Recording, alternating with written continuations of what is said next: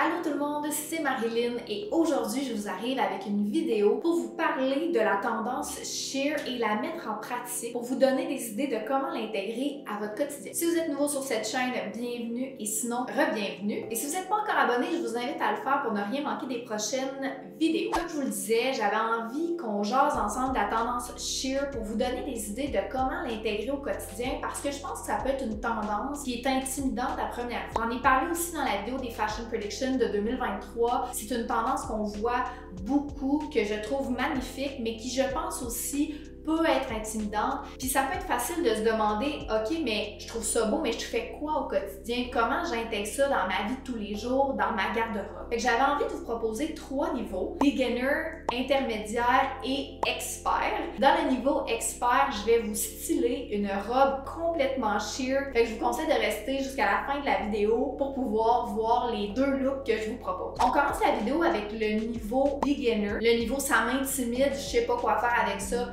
Help!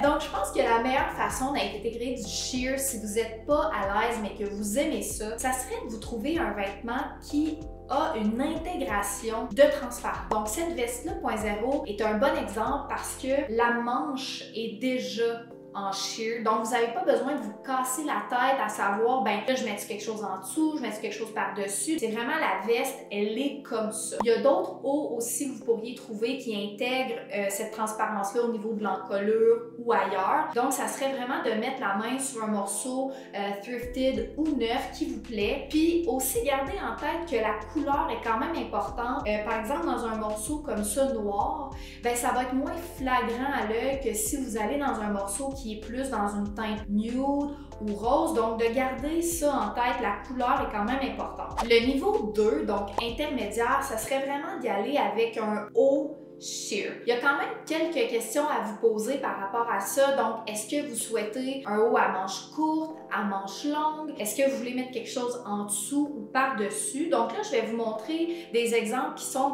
dans ma propre garde-robe et comment j'aime les porter. Le premier qui est mon préféré, c'est ce petit top-là, quand même un peu crop top à manches courtes. Je l'aime aussi parce qu'il n'est pas juste sheer, il y a des intégrations de paillettes. Puis ma façon préférée de le porter, c'est carrément avec quelque chose en dessous. Donc, un baby tee comme celui-là serait un bon exemple, ou juste une petite camisole ou un petit top. On a encore l'effet de transparence, mais j'ai quelque chose vraiment en dessous, donc je me sens pas dénudée, si je peux dire. Puis, tu sais, il est vraiment le fun. Si vous aimez quelque chose un peu moins près du corps, que vous êtes fan de vêtements un peu plus amples, les jerseys de sport sont une bonne alternative. Tu sais, ça vous permet de conserver le côté transparent, mais vous pouvez mettre un petit top en dessous, carrément un autre t-shirt, vous pourriez même mettre un col roulé. Définitivement, ça pourrait être une bonne alternative. Sinon, vous pourriez aussi aller avec des hauts à manches longues. Et là, ça serait de vous poser la question, est-ce que vous avez envie de porter quelque chose en dessous ou quelque chose par-dessus? Parce que ça donne un look qui est complètement différent. Par exemple, si vous y allez avec quelque chose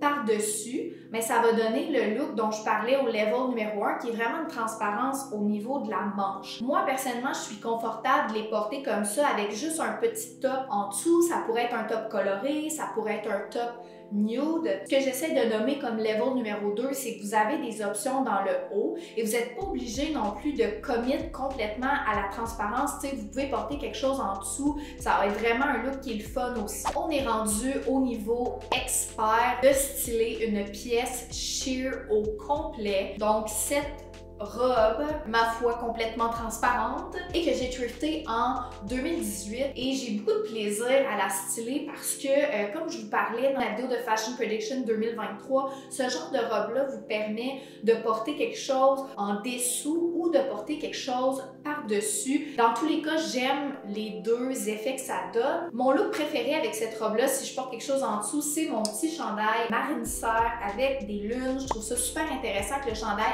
ait des motifs parce qu'évidemment, on le voit à travers et aussi la manche, on la voit bien étant donné que la robe est à manche courte. T'sais, on a cet effet-là de transparence, mais sans gérer trop de peau. Ça serait définitivement un look coup de cœur. Et sinon, si j'avais envie de mettre quelque chose par-dessus, j'irais avec un look un peu plus monochrome, si je peux dire. Donc, j'ai mon petit bandana blanc en jeans que je mettrais par-dessus, mon jeans blanc, Dickies, légèrement taille basse. Donc comme vous pouvez voir dans ce look-là, je gère un petit peu plus de peau. On voit un petit peu plus de peau sur le côté. J'aime le fait que le bandana soit en pointe parce qu'on voit pas carrément mon ventre, fait que je suis à l'aise dans ce kit-là. Et donc, ça serait deux façons de porter cette robe complètement transparente. Je me souviens quand je l'ai trouvée, de m'être dit comment je vais faire pour la styler, tu sais, je l'aimais vraiment, puis je comprends le sentiment d'entendre parler d'une tendance ou de voir une tendance, puis de se dire « Hey, c'est pas pour moi, je sais pas comment porter ça, je sais pas comment intégrer ça dans mon quotidien. » Puis il y a une différence aussi entre ne pas aimer une tendance et ne pas savoir comment la styler ou la trouver intimidante. Puis je pense que le sheer, c'est un excellent exemple. C'est pour ça que j'avais envie de faire cette vidéo-là. Et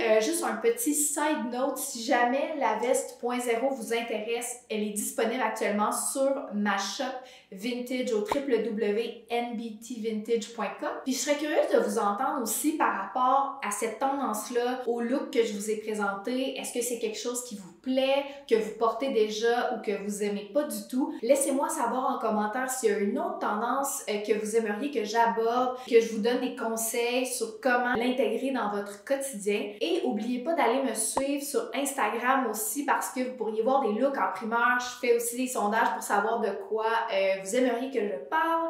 Dans tous les cas, laissez-moi un commentaire et vous gênez pas pour laisser un petit thumbs up. Et sinon, on se dit à très bientôt pour une prochaine vidéo. Bye!